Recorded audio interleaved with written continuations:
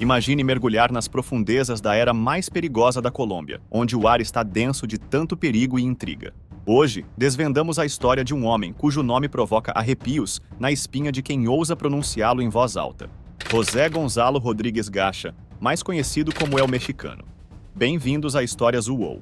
Neste episódio, revelaremos as camadas da vida de Rodríguez Gacha, explorando sua ascensão à notoriedade, seu reinado de terror e o legado que continua a assombrar a Colômbia.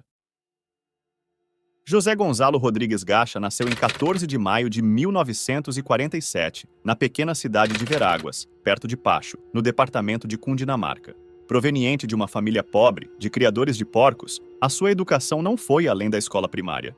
Ele deixou a escola no início dos anos 70, mudando-se para Muso, Boyacá, conhecido como o Centro de Exploração de Esmeraldas na Colômbia.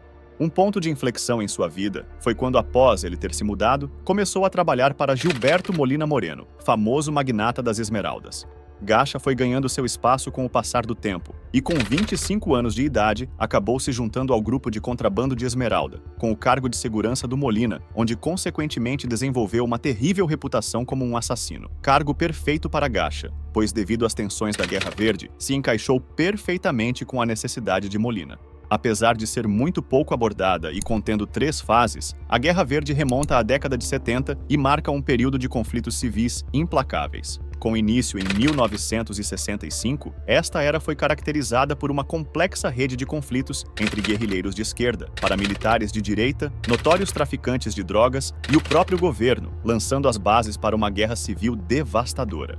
A origem desta turbulência pode ser atribuída a um confronto armado entre 2 facções semelhantes a um cartel, uma liderada por Víctor Carranza e a outra pelo clã Rincón. O que começou como uma disputa entre estes grupos rapidamente se transformou num conflito abrangente conhecido como a Primeira Guerra Verde, significando um capítulo crucial na história de conflitos internos da Colômbia. As minas de esmeraldas da Colômbia, joias cobiçadas da nação, tornaram-se o campo de batalha de uma miríade de facções, cada uma competindo pelo domínio.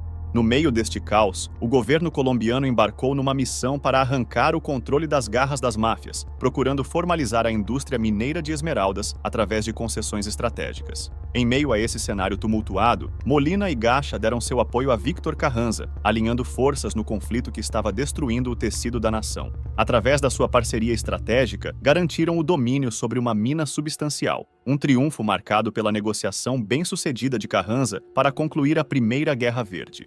Esta vitória abriu caminho para que Molina e Carranza fossem oficialmente reconhecidas como os homens que continham a concessão da mina com a bênção do governo colombiano. Este movimento não só legalizou a sua vasta riqueza, mas também consolidou a sua influência. Em Medellín, Gacha estava planejando um novo empreendimento, conspirando ao lado de Molina para traçar o próximo curso de ação. À medida que a Primeira Guerra Verde terminava, as infames esmeraldas de sangue da Colômbia desapareceram dos holofotes, ofuscadas por uma nova e mais potente exportação colombiana. Um novo articulador emergiu, estabelecendo um império não baseado no fascínio das pedras verdes, mas no formidável poder do pó branco. Esta mudança sísmica não só redefiniu a contribuição da Colômbia para o mercado global, mas também marcou o início de uma era dominada pelo Império do Pó Branco deste enigmático governante. Pablo Escobar, juntamente com os seus companheiros, lançou as bases para um império da droga que prometia lucros incomparáveis e que iria alterar para sempre a trajetória histórica da Colômbia.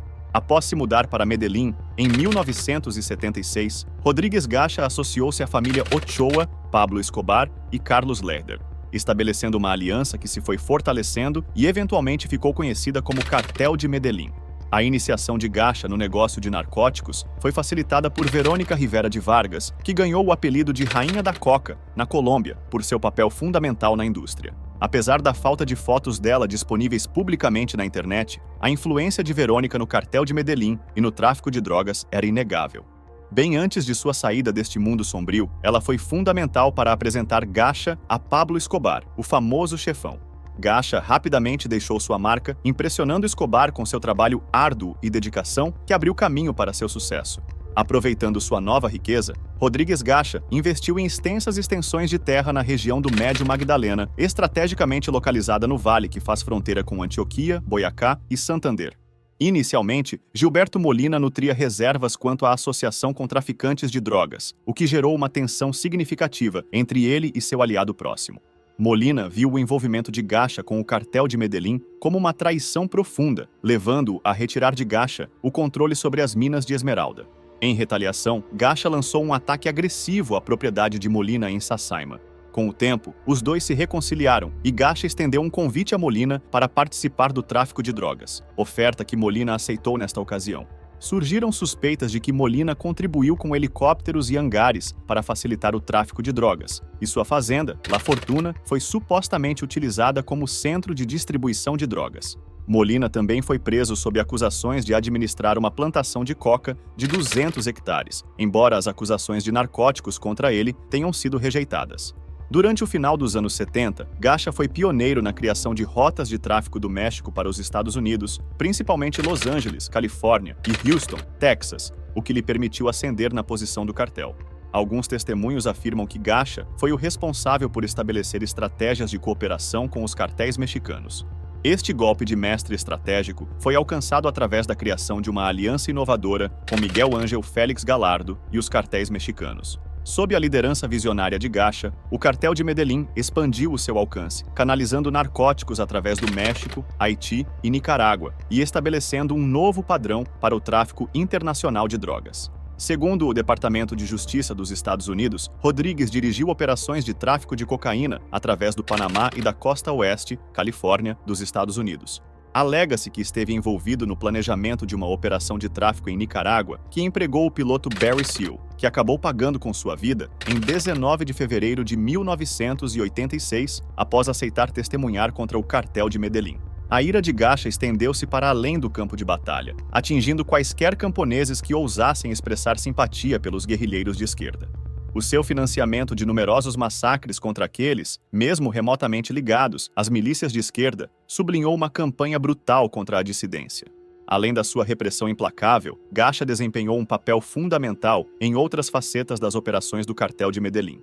Ao longo da década de 80, a sua perspicácia financeira, os seus investimentos em tecnologia e conhecimentos estrangeiros de ponta foram fundamentais para alimentar a ascensão meteórica do cartel ao domínio do mundo do narcotráfico. Gacha estava profundamente envolvido no feroz conflito de gangues que assolou os cartéis de Medellín e Cali, e seu envolvimento foi marcado por uma violência implacável. Mas as suas ambições iam além do comércio de drogas, chegando ao lucrativo mundo das minas de esmeraldas.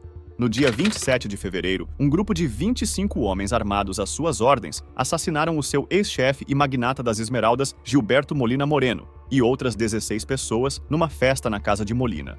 Após o assassinato de Molina, uma nova guerra verde eclodiu, e Gacha manobrou agressivamente para reivindicar sua participação na infame Esmeralda Sangrenta, demonstrando sua determinação implacável de dominar todas as fronteiras lucrativas. No dia 1º de julho de 1989, a sua ex-associada Verônica Rivera, a rainha da coca, foi assassinada às suas ordens. Em 1989, a Drug Enforcement Administration, mais conhecida como DEA, estimou que 80% da cocaína consumida nos Estados Unidos era importada da Colômbia pelo cartel de Medellín ou por seus rivais, o cartel de Cali. Essa descoberta foi crucial, inaugurando mudanças políticas significativas tanto nos Estados Unidos como na Colômbia. Os presidentes de ambas as nações encontraram-se sob uma pressão sem precedentes para enfrentar a crescente crise dos narcóticos, um desafio que exigia uma ação imediata e decisiva. Como o recém-eleito presidente da época, George Bush, que estava sob pressão para combater o aumento do consumo de drogas e da violência relacionada com drogas, que assolava dezenas de cidades americanas. A principal estratégia do seu governo para restringir o fornecimento de drogas correspondeu à extradição dos líderes de cartéis colombianos para os Estados Unidos, onde seriam julgados. Este foi um momento crítico que exigiu uma liderança forte e soluções inovadoras. Entretanto, na Colômbia, o presidente Virgílio Barco Vargas declarou uma ofensiva total contra os cartéis e restabeleceu as extradições para os Estados Unidos. O povo colombiano apoiou de forma esmagadora a decisão de Barco. O governo apreendeu moradias luxuosas, ranchos, aeródromos, laboratórios de cocaína e grandes quantidades de drogas e dinheiro pertencentes aos traficantes, para além de efetuarem milhares de detenções por todo o país. O cartel de Medellín respondeu declarando guerra ao governo. Nos 4 meses seguintes, bombardeios ocorreram diariamente, resultando em inúmeras mortes. O presidente surpreendeu a todos ao orquestrar uma repressão formidável contra todo o cartel de Medellín. Apelidada de Operação Apocalipse pelos militares colombianos, esta estratégia agressiva sinalizou uma mudança radical na abordagem. Sob pressão significativa de Washington para conter a onda de narcóticos que fluía da Colômbia para os Estados Unidos, o presidente Vargas autorizou ataques abrangentes a laboratórios de processamento de drogas e a aeroportos na selva, demonstrando um compromisso renovado no combate frontal ao comércio de drogas. Este desenvolvimento representava uma ameaça direta para Gacha, que já estava sob imensa pressão com uma recompensa de 500 milhões de pesos pela sua cabeça. Para agravar os seus problemas, recebeu a notícia da prisão do seu filho em uma incursão do exército a um de seus ranchos no norte de Bogotá por posse ilegal de armas. O governo colombiano previu que, ao deter o seu filho, poderia coagir Gacha a tomar uma decisão precipitada e imprudente. No entanto, a astúcia de Gacha superou em muito as expectativas do governo. Ele era muito engenhoso para cair em tais táticas, demonstrando sua habilidade de navegar através do perigo com precisão estratégica. Numa reviravolta imprevista, Jorge Velásquez, conhecido como El Navegante, um informador colocado pelo cartel de Cali na organização de Gacha, revelou à polícia que o traficante estava localizado em Cartagena das Índias, protegido por 25 guarda-costas. Isto preparou o cenário para um confronto dramático na sua propriedade de El Tesoro, onde 2 helicópteros de combate desceram, assinalando o fim iminente do domínio de El Mexicano na Colômbia. Seguiu-se um intenso tiroteio, e numa tentativa desesperada de fuga, Gacha foi ferido na perna, marcando um momento crucial na repressão contra uma das figuras mais notórias do tráfico de drogas. Nos dias seguintes, um funeral em massa foi realizado em sua cidade natal, onde ambos foram sepultados em meio a um grande grupo de pessoas. Embora o funeral tenha sido exclusivo a familiares, cerca de 3.000 pessoas rodearam o cemitério. Estima-se que o número total de pessoas tenha rondado os 15.000. O sentimento na sua aldeia estava dividido. Muitos consideravam-no um benfeitor dos pobres e um homem bondoso por ter patrocinado a renovação de diversos edifícios na região, enquanto outros o viam como uma figura implacável cuja fortuna finalmente o abandonou. Segundo a revista Forbes, Gacha, mais conhecido como El Mexicano, estava entre os indivíduos mais ricos de sua época. Ele possuía um extenso portfólio que incluía mais de 100 propriedades, desde fazendas e casas até apartamentos, terrenos e veículos, todas avaliadas em 40 bilhões de pesos colombianos. Mas seus interesses iam além do setor imobiliário. Ele também investiu profundamente no mundo do futebol. Torcedor fervoroso e do Milionários Futebol Clube, emergiu como o maior investidor do time, financiando não só a aquisição de jogadores, mas também cobrindo seus salários, demonstrando sua paixão e comprometimento com o esporte. Isto levanta uma intrigante questão: Gacha mereceu a admiração dessas pessoas que o idolatravam?